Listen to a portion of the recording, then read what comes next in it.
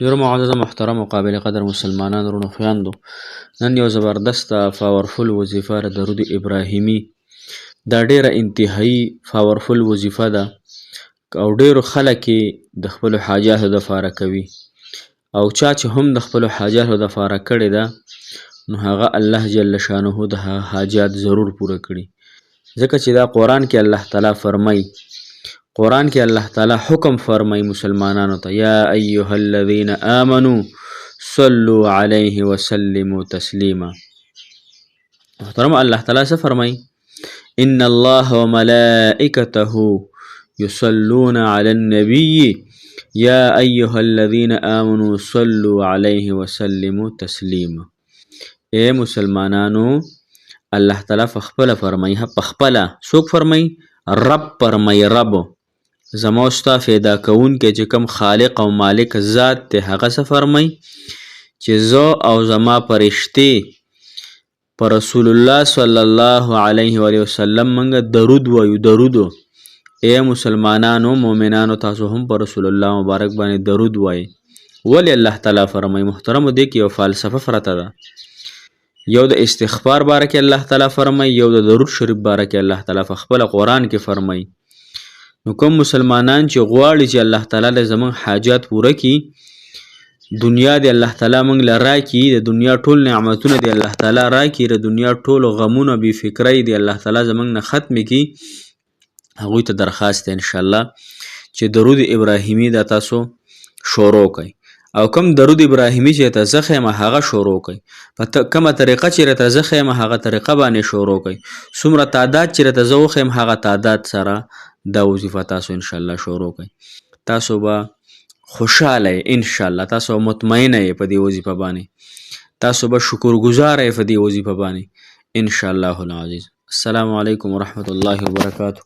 ډېر معزز او محترم او قابل قدر مسلمانان ورونو خویندو، هغه مسافر کوم چې بهر هیوادونو کې ژوند کوي، هغه مسافر دی الله تعالی حامی او ناصر مددګار شي. الله تعالی د ټولو مسلمانانو د ټولو ترسرو نارینه او زنانو حاجتونه الله تعالی پوره کړي، ځکه دا زموږ یقین دی کامل په خپل الله جل شانه باندې چې حاجت روا څوک دی؟ صرف الله جل شانه دی. مشکل کشا څوک دی؟ صرف الله جل شانه دی. ټولو غمونو دردونو والا څوک دی؟ لرې کولو والا الله تعالی دی. رشتې راوستلو والا څوک دی؟ الله تعالی دی. رشتې ختمولو والا څوک دی؟ الله تعالی دی. محترمو، الله تعالی په خپل قدرت سره هر څه کولی شي. مخلوق د الله تعالی د اراده او د حکم نه بغیر هیڅ هم نشي کولی. موږ ټول په ټول الله تعالی ته محتاج یو. الله تعالی په هیڅ یو څیز کې هیڅ چاته نه دی محتاج. الله تعالی د خپل ذات په خپله ډېر طاقتور ذات دی. نو محترمو، چې دا زما ستاسو یقین د الله تعالی په ذات باندې وي. نن چې زموږ کومه وظیفه ده درود ابراهیمي ده. درود ابراهیمي اکثر خلک نه پیژني. درود ابراهیمي کوم چې موږ په مونځ کې وایو، اللهم صل علی محمد وعلى ال محمد كما صليت على ابراهيم وعلى ال ابراهيم انك حميد مجيد، اللهم بارك على محمد وعلى ال محمد كما باركت على ابراهيم وعلى ال ابراهيم انك حميد مجيد. دا درود ابراهیمي دی.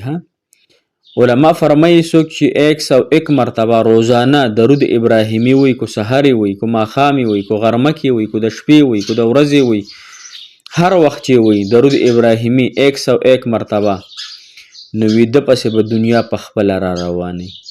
دی به الله تعالی حج او عمرې له هم بوځي. کو د باندې قرضونه دی الله تعالی به قرضونه ختموي. کو دی غریب دی الله تعالی به مالداره کوي. کو دی بې نکاح دی الله تعالی به ورله نکاح ورکوي.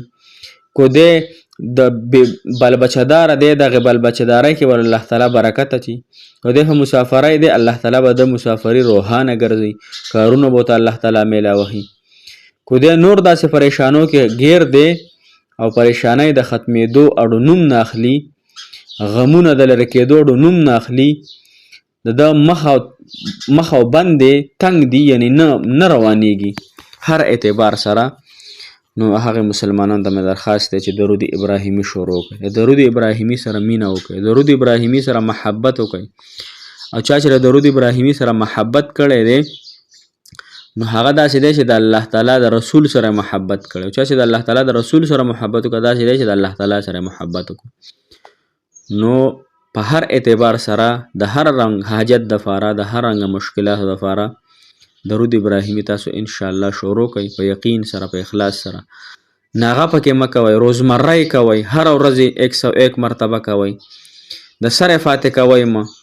ان شاء الله محترمو تاسو ووینئ، تاسو شروع کړئ او ماته په دې کمنټ سیکشن کې هم ووایئ چې ان شاء الله زما اراده ده زه به کوم، یا زما مخکې ویډیو چا کتلی وي هغه هم ما د درود ابراهیمي فضیلتونه ذکر کړي، هغې وایي چې موږ شروع کړی مخکې نه، خو زه به وایم چې داسې به ډېر کم خلک وي چې درود ابراهیمي 100 پیرې وایي. موږ هغه مسلمانان چې صرف په نوم مسلمانان دي، هغه وظیفې کوو چې صرف زموږ د دنیا د مفارو دپاره په کار راځي. موږ نه د خپل الله سره صحیح معنو کې محبت ساتو، نه د خپل رسول الله صلی الله علیه وسلم سره محبت ساتو. موږ هسې بس ټایم پاسې کوو. ټایم پاسې پیژنئ که نه؟ لکه مثال په طرح یو هلک یو جنۍ ولیده، د هغې رنګ روغنې ولیده، د هغې خبرې ولیدې، د هغې پچوکي ولیده، بس زلفې اړولې دي. بس نن سبا خفه کېږئ مه، خو جینکۍ هغه دي کوم چې زلفو والا لږ لږ وویني، لږ رنګ روغنې ښي، اگر که کردار خرابی، اگر که دی بالمازی، اگر که دی د روپۍ سر د دنی، اگر که دی لوپر ګرځي، خو چې لږې پچوقې شان پرېښودی، لږ رنګ روغن نه لږ ښی، نو بس دغه جینۍ وایي چې بس دا خو دی خو بس دغه دی.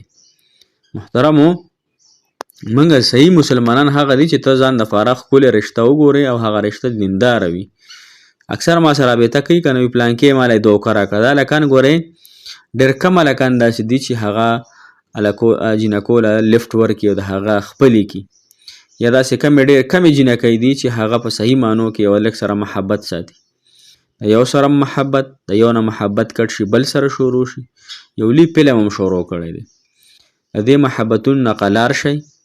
که یو سړی صحیح محبت کوي او بد نکاح دپاره، نو جینکو ته مې درخواست دی چې هلکانو له دوکې مه ورکوئ. هلکانو ته مې درخواست دی جینکو له دوکې مه ورکوئ. د سپین پوټي دپاره، د سپین چهرې دپاره د جینکو زندگی مه تباه کوئ، د هلکانو زندگی مه تباه کوئ. چې کوم مور پلار دله رشته کوي هغه وکئ. محبت صرف د الله تعالی سره وکئ. موږ چېرې د الله تعالی سره محبت ونه کړو، الله تعالی ته هم په صحیح طریقې سره سر ښکته نه کړو چې الله دا سجده تا ته کوم، الله په اخلاص سره یې درته کوم، په توجه د سره کوم.